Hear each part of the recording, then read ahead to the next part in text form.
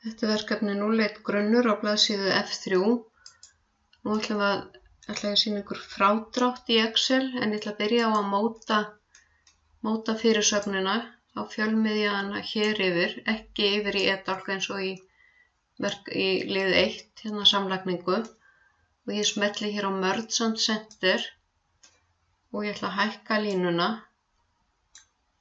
og ég ætla að miðja hana upp á línu fyrirsögnina, stækka letri í 14 punkta og feitletra.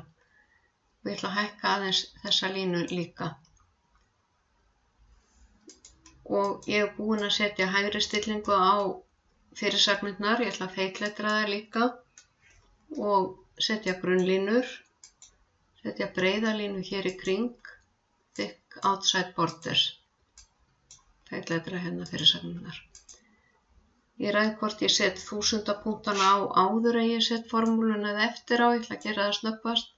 Seti hérna í blokk, fyrir number, use 1000, engir aukastafir og OK.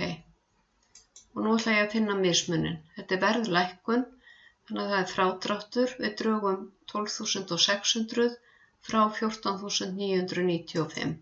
Þá byrjum á að skrifa inn jafnaðarmerkið, smellum í hólfið í B-dálki B10, ýtum á mínus, annaðhvort við hliðina á bakklykli eða hægra megin á talnaborðinu á lyklaborðinu og þá er formúlan jöfn og B10 mínus C10 og ég ýti á enter.